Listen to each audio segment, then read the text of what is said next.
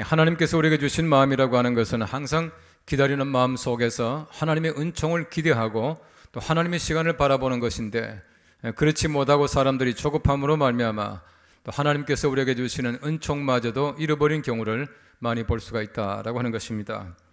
우리 신앙이라고 하는 것은 기다림입니다. 오랫동안 기다려야 하나님의 은총을 맛볼 수 있고, 또 하나님께서는 하나님의 시간 속에서 반드시 이루시는 것을 우리가 알고 기다리는 마음의 자세가 필요하다라고 하는 것입니다. 여러분, 성경 말씀에 노아를 보십시오. 노아라고 하는 사람은 하나님께서 말씀하신 것이 반드시 이루어질 줄로 믿고 120년 동안이나 방주를 지으면서 사람들에게 경고하는 말씀을 전하고 있는 것을 볼 수가 있습니다. 사람들이 다 외면합니다. 아주 그 해가 쨍쨍 내려쬐는 그날에 방주를 짓고 있는 그 모습을 많은 사람들이 조롱했을 것입니다. 그럼에도 불구하고 노아는 묵묵하게 하나님의 말씀이 이루어질 것을 믿으면서 방주를 지었습니다. 성경 말씀에 굉장히 많이 나오는 단어가 있습니다. 노아가 여호와의 말씀대로 준행하였더라라고 하는 말입니다. 이 말이 집약적으로 노아의 신앙이 어떤 것인가 하는 것을 잘 말해주고 있다고 생각되어지는 것입니다. 그래서 그리스도인의 삶이라고 하는 것은 모름지기 기다림입니다. 하나님의 은총을 늘 사모하면서 하나님의 때를 기다리는 것, 이것이야말로 진정한 하나님의 사람들의 모습이라고 하는 것입니다. 어떤 분이 쓴 책에 보니까 그런 말이 있습니다. 갑자기 기차가 터널 안을 지나갑니다. 사람들이 깜짝 놀라서 깜깜하기 때문에 뛰어내리면 안 된다. 조금만 기다리게 되면, 조금만 참게 되면 밝은 빛이 있다라고 하는 것입니다. 우리가 깜깜할 때 어떡합니까? 인생에서 때때로 우리가 터널을 지나갈 때 어떡합니까? 터널 같은 고통이 있습니다. 아픔이 있습니다. 때때로 터널 같은 그런 긴 사람들의 어떤 고통이 있을 때가 있어요. 그때 어떻게 합니까? 그때는 잠시 기다려야 합니다. 기다리가 되면 하나님의 밝은 빛이 있을 것이고 하나님의 소망의 빛이 우리에게 비칠 것이다 라고 하는 것을 말씀해 주고 있는 것입니다. 왜 하나님이 때때로 지체하십니까? 하나님이 지체하시는 까닭은 성경 말씀에 보시면은 갑절이나 큰 은사를 주시기 위해서 하나님께서 지체하신다, 그렇게 말씀하고 있습니다. 우리 사람들이 볼 때는 지체하는 것입니다. 그러나 하나님은 절대로 지체라고 하는 것이 없습니다. 그것이 하나님의 시간이에요. 그것이 하나님께서 계획하신 시간이고, 하나님은 계획하신 그 시간 속에서 틀림없이 하나님께서 계획하시는 그것을 이루신다라고 하는 것을 말씀해 주고 있는 것입니다. 여러분, 믿음의 사람 아브라함을 보십시오. 하나님께서 아브라함에게 말씀하셔요. 내 자손이 하늘의 별처럼 땅의 모래처럼 많을 것이다 라고 말씀했습니다. 아브라함은 금방 하나님께서 그에게 아들을 주실 줄로 생각했습니다. 그런데 아브라함이 이삭을 얻기까지는 25년이 걸렸습니다. 75세 하나님이 부르셔서 아들 주실 때가 100세였습니다. 여러분, 때때로 하나님의 계획이라고 하는 것은 우리 사람들의 시간 속에서 볼 때 늦을 때가 있습니다. 그런데 하나님은 가장 정확한 시간, 가장 우리에게는 좋은 시간에 하나님께서는 성취하신다는 사실을 마음속에 꼭 믿으시기를 바랍니다. 이것이 하나님의 계획이라고 하는 것입니다. 하나님의 성취라고 하는 것은 총알처럼 다가오지 않는답니다. 때때로는 빙하처럼 천천히 우리에게 다가오는 것이 하나님의 성취이다, 그렇게 말하고 있습니다. 그러므로 우리가 하나님의 계획을 생각하면서 날마다 기다려야 합니다. 기다리는 것이 곧 하나님의 사람들의 모습이라고 하는 것이에요. 잘 기다리는 사람들이 아름다운 하나님의 사람들입니다. 왜냐하면 성경 말씀에는 하나님께서 기다리시는 분이시더라고요. 여러분, 성경 말씀해 보십시오. 애굽 사람들 종살이 하면서 이스라엘 백성들이 고통을 당합니다. 하나님이 금방 내보내면 얼마나 좋겠습니까? 근데 하나님의 계획은 그렇지 않아요. 하나님께서 오랫동안 두시면서 단련하십니다. 여러분, 출애굽했습니다. 금방 요단강 건너가면 어떻습니까? 그러나 40년을 하나님께서는 기다리게 만드셔요. 훈련 과정을 통해서 비로소 그들이 가나안 땅에 들어갈 수 있도록 만들어주신다는 것입니다. 우리 모든 사람이 구원받는 것도 마찬가지입니다. 하나님께서는 모든 사람들 전부 다가 구원받기를 기대하신다라고 말하고 있지만은 지금도 구원받지 못하는 사람들, 아직도 구원의 속에 들어가지 못한 사람들이 얼마나 많이 있습니까? 그 모든 사람들 하나님께서 기다리고 계셔요. 여러분, 탕자의 아버지를 보십시오. 절대 탕자의 아버지가 탕자를 찾겠다고, 아들을 찾겠다고 홀로 나서지 않습니다. 아들이 돌아올 때까지 느긋하게 기다립니다. 이것이 곧 하나님의 마음이고 이것이 곧 하나님의 기다리심이다 라고 하는 것을 말씀해 주고 있는 것입니다. 게리 토마스라고 하는 분이 참 좋은 책들을 많이 썼습니다만은 그분의 책에 보면 이런 말이 있습니다.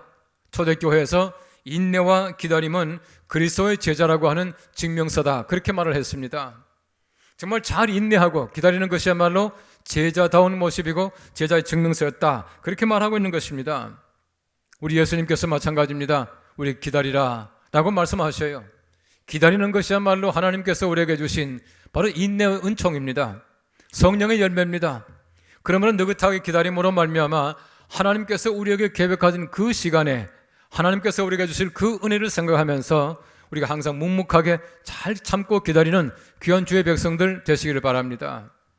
우리 교회력에 보시면은 기다리는 기간이 두 기간이에요. 하나는 제가 잘 아는 대로 부활절 이전에 렌트라고 하는 사순절이라고 하는 기간이 있습니다. 이 40일 동안 저희가 느긋하게 기다립니다. 준비하며 기다립니다. 렌트라고 하는 말은 느리다라고 하는 라틴 말이에요. 느리다, 느리게 온다는 뜻입니다. 잘 기다려야 예수님의 고난도, 예수님 부활도 우리의 것이 된다고 하는 사실을 말씀해주고 있는 것입니다. 여러분 잘 아시는 대로 이 기간에 예전의 색깔이 보라색입니다. 또 하나는 여러분 잘 아시는 대림절, 대강절입니다. 여러분 대림절이라고 하는 것은 성탄절 맞이하기 넉 주간 동안 우리가 기다리는 기간이에요. 원래 그 대림절이라고 하는 에드벤트라고 하는 말은 아드벤투스라고 하는 라틴 말에서 나왔습니다. 오다라고 하는 뜻입니다. 예수님께서 오시는 것을 기념하는 겁니다. 준비하며 기다리는 것이에요. 570년에 두르라고 하는 공의회가 모였습니다. 이 교회 회의가 모여가지고 대림절을 정했는데 처음에는 40일이었습니다. 40일인데 9세기부터는 4주간 동안 대림절을 지키기로 그렇게 정했습니다. 지금까지 전성적으로 그렇게 지키고 있어요. 지키면서 우리가 예수 그리스도의 오심을 다시 한번 마음속에 기리면서 기다리는 기간입니다. 이때도 마찬가지로 예전의 색깔이 보라색이에요. 우리가 잘 기다림으로 말미암아 예수님의 탄생을 다시 한번 즐겁게 맞이할 수 있게 되기를 간절히 바랍니다. 오늘 성경 말씀에는 말합니다. 이사야 30장 18절 말씀 말합니다. 대저 여호와는 정의의 하나님이시라 그를 기다리는 자마다 복이 있도다 라고 말하고 있습니다. 하나님을 기다리는 자마다 복이 있다고 합니다. 왜 복이 있습니까? 왜 기다리는 자가 복을 받습니까? 오늘 성경 말씀에는 기다리는 자에게 주신 하나님의 복이 무엇인가를 말씀하고 있습니다. 그 해답이 나와 있습니다. 이 해답을 얻고 잘 기다림으로 말미암아 복 있는 귀한 주님의 사람들의 삶이 되시기를 간절히 바랍니다. 오늘 성경 말씀 첫째는 말합니다. 여호와께서 은혜를 베푸시려고 기다리시기 때문입니다 라고 말하고 있어요. 오늘 성경 말씀 30장 18절 상반절에 말합니다. 여호와께서 기다리시다니 이는 너희에게 은혜를 베풀려 하심이요 라고 말씀하고 있습니다. 다시 말하면 하나님이 기다리십니다. 그러므로 우리가 기다려야 한다 그렇게 말하고 있습니다. 하나님만 기다리면 올바른 기다림이 아니지 않습니까? 우리만 기다리고 하나님이 기다리지 않는다면 기다릴 필요가 없지 않습니까? 하나님이 기다리시니까 우리 기다려야 한다라고 말씀합니다. 그런데 왜 하나님이 기다리십니까? 성경 말씀에는 그 해답을 말합니다. 은혜를 주시려고 기다리고 있다라고 말씀하고 계셔요. 하나님께서는 우리에게 은혜를 베푸는 것이 하나님의 몫입니다. 우리가 기다릴 때에 하나님의 그 은혜를 저희가 받을 수 있다라고 하는 것이에요. 하나님께서 왜 기다리십니까? 은혜를 베푸시려고 기다리십니다. 하나님의 결단코 벌 주시라고 기다리는 것이 아니에요. 여러분 탕자의 아버지를 보십시오. 들어오게만 해봐라. 그걸 기다렸습니까? 그것이 아닙니다. 반갑게 맞이하려고 기다리시는 것입니다. 하나님께서는 벌 주시라고 벼르시는 것이 아니에요. 기다리고 계시는 것입니다. 은혜를 주시려고 기다리는 것입니다. 어떤 분이 저한테 와서 그런 말 하더라고요. 자기 남편이 이러이러한 잘못을 자꾸 범하는데 자기가 10번 참았는데 11번은 참지 못하겠다고, 11번째는 자기 참지 못하겠다고 그렇게 말을 해요. 여러분 10번 참았다는 말은 거짓말이에요. 왜냐하면 참는 것은 헤아리지 않는 것이 참는 겁니다. 잊어버린 게 참는 것이에요. 마늘이 헤아렸다면 한 번, 두 번 손꼽아 헤아렸다면 벼르는 것이지 참는 것이 아니에요. 하나님은 절대로 벼르지 않습니다. 왜 하나님께서는 기다리십니까? 우리가 잘못 많이 하지만 왜 하나님께서는 기다리십니까? 언젠가는 뉘우치고 돌아오라고 기다리시는 것이지 하나님께서 이거 두고 보자 하면서 벼르시는 것이 아니에요. 하나님의 간절한 마음이 무엇입니까? 우리 모두가 하나님 앞에서 은혜 받기를 간절하게 사모하고 돌아와서 하나님의 거룩한 복 가운데 살아가라고 기다리시는 것입니다. 이것이 하나님의 기다리심이라고 하는 것이에요. 역대하 6장 14절 말씀 말합니다. 이스라엘의 하나님 여호와여, 천지에 주와 같은 신이 없나이다. 주께서는 온 마음으로 주의 앞에서 행하는 주의 종들에게 언약을 지키시고 은혜를 베푸시나이다 라고 말하고 있습니다. 하나님께서는 은혜를 베푸시는 것입니다. 이것이 바로 하나님의 본성이에요. 은혜를 베풀기 위해서 기다리시는 것, 이것이 곧 하나님의 마음이라고 하는 것입니다. 성경 말씀에 보시면은 야곱이 자기 아버지의 집을 떠나서 멀리 삼촌의 집에 갑니다. 라반의 집에 갔습니다. 라반의 집에 가서 거기서 사는 동안에 라헬이라고 하는 라반의 딸, 다시 말하면 자기의 사촌이죠, 사촌을 사랑하게 돼요. 여러분, 그 당시에는 근친 결혼을 했습니다. 근데 보십시오, 라헬을 사랑해서 삼촌에게 말하기를 라헬을 나에게 주십시오. 그때 삼촌이 말합니다. 만일 내가 라헬을 얻기 위해서는 7년을 봉사하라, 집에서 일을 해라. 정말 열심히 했습니다. 아마 머슴같이 했을 것입니다. 성경 말씀 보니까 7년을 하루같이 섬겼다 그렇게 말하고 있어요. 7년 열심히 섬겼습니다. 7년이 지났습니다. 그래서 딸을 주었습니다. 아침에 일어나 보니까 라헬이 아니고 레아잖아요. 다시 야곱이 말합니다. 삼촌이 이럴 수가 있습니까? 내가 라헬을 구했는데 왜 레아를 주었습니까? 그때 삼촌이 말합니다. 우리 집에는 동생을 먼저 주는 법이 없다 그렇게 말씀하셨어요. 그때 다시 말합니다. 내가 만일에 라헬을 얻기 위해서는 7년을 더 봉사하라 그렇게 말합니다. 7년을 또 모섬처럼 일했습니다. 마침내 라헬을 얻게 되었다 그렇게 말하고 있어요. 여러분 보십시오. 삼촌과 조카 사이지만은 속고 속이는 진실 게임이 시작되지 않습니까? 이 사람들의 마음이 그래요. 탕자에 비해 보십시오. 그 아버지가 아들을 기다리고 있습니다. 아들이 돌아왔습니다. 아들이 말합니다. 아버지, 저는 아버지에게 아들이라고 일컬음 받기는 부족합니다. 저를 품꾼이 하나로 써주십시오.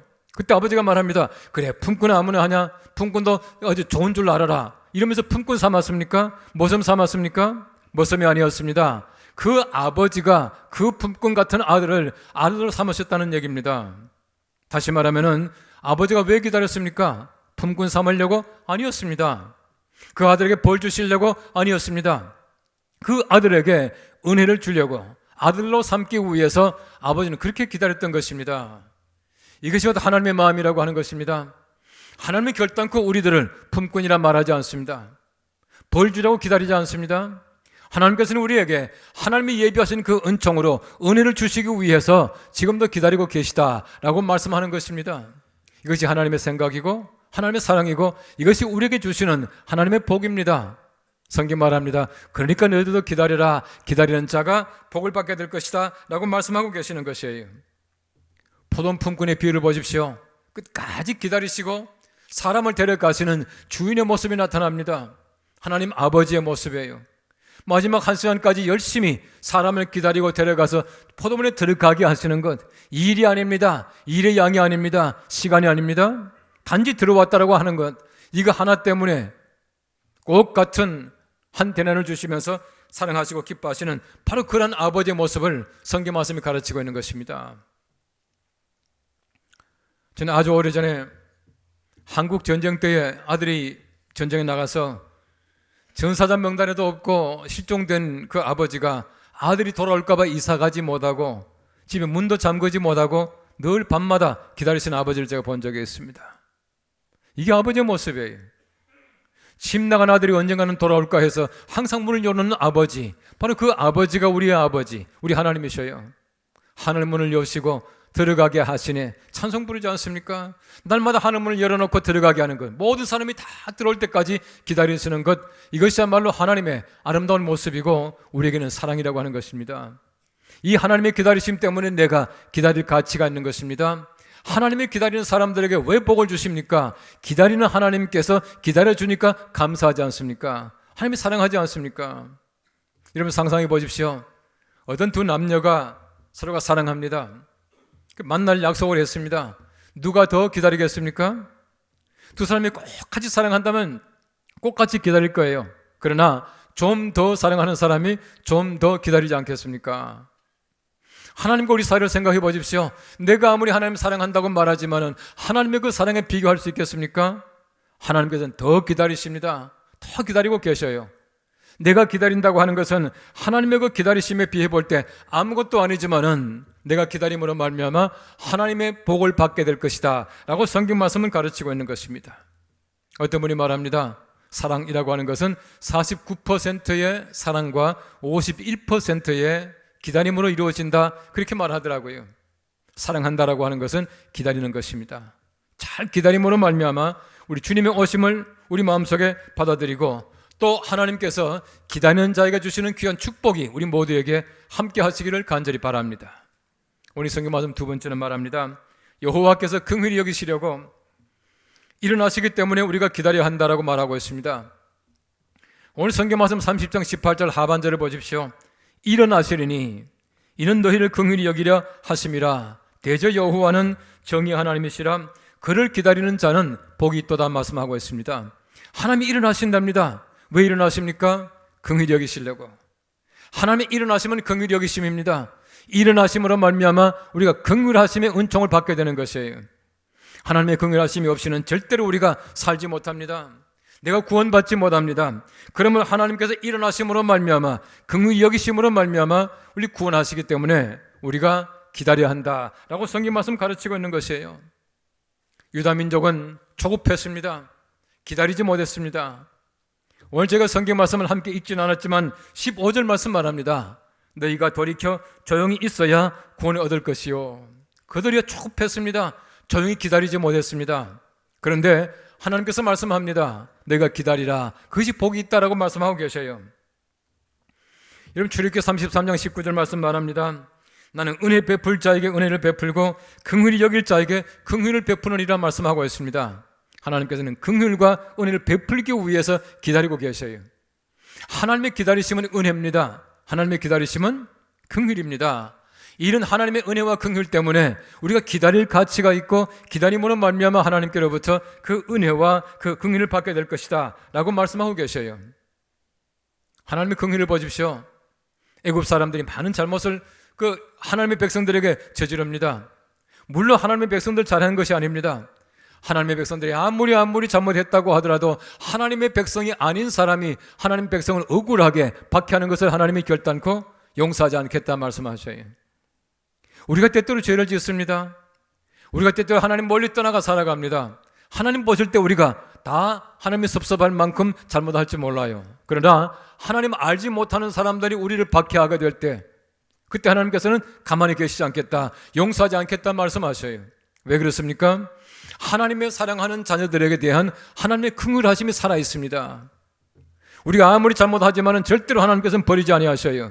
왜 그렇습니까? 하나님의 긍휼하심 때문에 우리가 살아있다라고 하는 것입니다. 성경 말씀 말합니다. 하나님께서는 애굽 사람의 괴롭히는 학대를 내가 보았다, 그렇게 말씀하셔요. 하나님이 다 보고 계신다는 얘기입니다. 지금도 마찬가지입니다. 우리를 못 살게 구는 것들, 교회를 박해하는 것들 하나님이 다 보고 계셔요. 왜 보고 계십니까? 그들을 하나님께 치시기 위하여, 우리에게 긍휼을 베풀기 위하여 하나님께서는 기다리고 계시다라고 말씀하고 계시는 것입니다. 성경 말씀 보십시오. 하나님이 얼마나 긍휼과 자비가 많으신 분인지. 고아와 과부를 절대로 괴롭히지 말랍니다. 만일에 고아와 과부가 하나님께 부르짖으면 하나님께서는 반드시 들으시겠다라고 말씀하셔요. 귀를 기울이십니다. 왜 그렇습니까? 긍휼이 하나님이셔요. 하나님은 정말 긍휼이 하나십니다. 어떤 분이 말하기를 예수 그리스도는 하나님의 긍휼의 화신이다, 그렇게 말하고 있더라고요. 하나님의 긍휼이 몸을 가지고 있다는 것이었다는 얘기입니다. 하나님의 긍휼하심이 예수 그리스도에게 그대로 나타나는 것입니다.